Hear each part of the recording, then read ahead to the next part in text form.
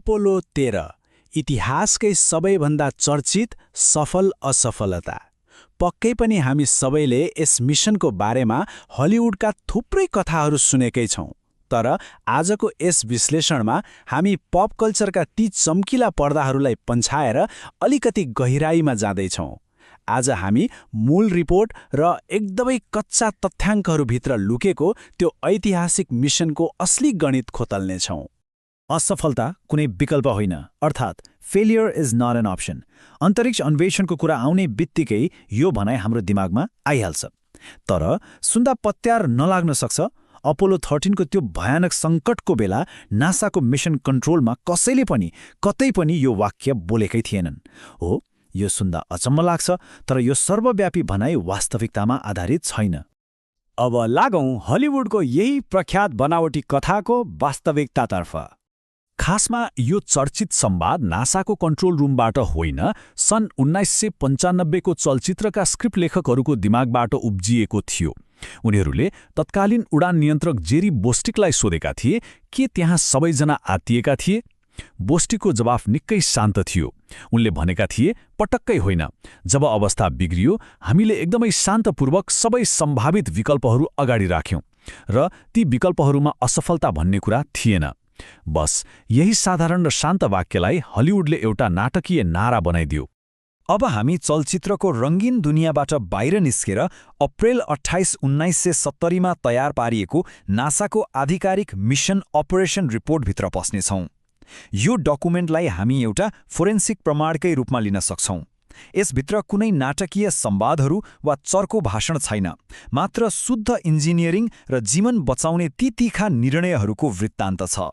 त्यसो भए ती निर्णयहरू वास्तवमा कसले गरिरहेका थिए त? यहाँ 4 जना प्रमुख उडान निर्देशकहरू अर्थात् फ्लाइट डिरेक्टरहरू र उनीहरूको टिमको कलर कोड छ। युजिन क्रान्ज सेतो टोलीमा, ग्लिन लुनी कालो टोलीमा, जेराल्ड ग्रिफिन सुनौलो टोलीमा र मिल्टन विन्डलर मरुन टोलीमा हुनुहुन्थ्यो। यिनै ती असली नायकहरू थिए जसले केवल कठोर तथ्याङ्क र रियल टाइम डाटाको भरमा टोलीलाई सकुशल पृथ्वीमा फर्काउने असम्भव जस्तै लाग्ने निर्णयहरू लिएका थिए। त्यस भयानक सङ्कट आउनु अघि पनि केही आश्चर्यजनक कुराहरू भएका थिए, जसको बारेमा अब चर्चा गरौँ। हामी सबैलाई अक्सिजन ट्याङ्क विस्फोट भएको कुरा त थाहै छ, तर त्योभन्दा धेरै अगाडि उडानको सुरुवातमै एउटा कमै मात्र चर्चा हुने विद्युतीय गडबडी भएको थियो। सुन्दा जिउ नै सिरिङ्गा हुन्छ।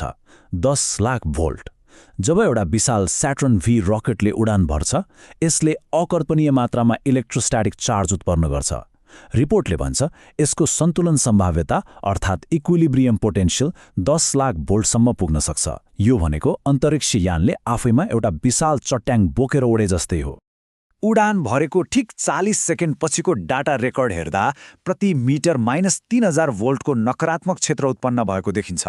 यो सायद रकेटको इन्जिनबाट निस्किएको धुवाँले गर्दा भएको थियो। यसले हामीलाई के स्पष्ट पार्छ भने त्यो प्रख्यात विस्फोट हुनुभन्दा अघि नै सुरुवाती चरणमै कति धेरै प्राकृतिक र प्राविधिक अवरोधहरू पार गर्नु परेको थियो। यसपछि आउँछ जीवन बचाउने गणित, अर्थात् स्रोतहरूको प्रत्येक पाउन्डको हिसाब।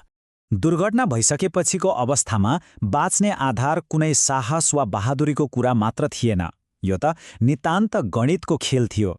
यहाँ क्रायोजेनिक तरल पदार्थको भूमिका एकदमै महत्त्वपूर्ण छ। यी अति चिसो तरल अक्सिजन र हाइड्रोजन हुन्। यिनैले अन्तरिक्ष यानमा बिजुली उत्पादन गर्थे र अन्तरिक्ष यात्रीहरूका लागि सास फेर्न योग्य अक्सिजन दिन्थे। यी तरल पदार्थहरू गुम्नुको सिधा अर्थ थियो जीवनको उल्टो गन्ती सुरु हुनु।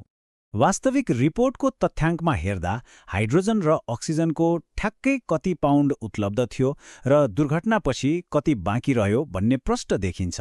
जब ट्याङ्क 2 को अक्सिजन प्रेसर आँखा झिम्काउने बित्तिकै शून्यमा झर्यो, तब टोलीसँग अत्यन्त भनौँ न डरलाग्दो हिसाबले कम भण्डार मात्र बाँकी रह्यो। त्यसपछिको अवस्था कति नाजुक थियो भन्ने यो एउटा सानो नम्बरले बताउँछ। दुर्घटनापछि सर्ज ट्याङ्कमा जम्मा 3.77 पाउन्ड अक्सिजन बाँकी थियो।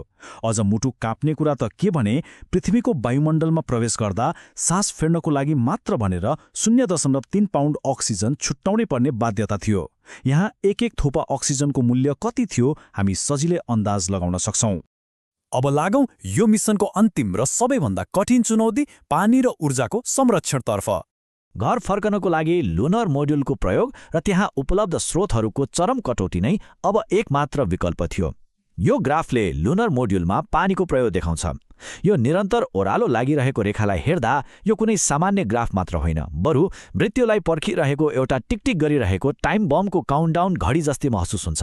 तर यस्तो भयानक सङ्कटको बेलामा मानवीय सृजनाशीलता कसरी प्रस्फुरित हुन्छ भन्ने यो एउटा गजबको उदाहरण हो। रिपोर्टमै उल्लेख भएअनुसार अन्तरिक्ष यात्रीहरूले कमान्ड मोड्युलबाट 14 पाउन्ड जति पानी सार्नका लागि सामान्य जुसका झोलाहरू अर्थात् जुस ब्यागहरू प्रयोग गरेका थिए।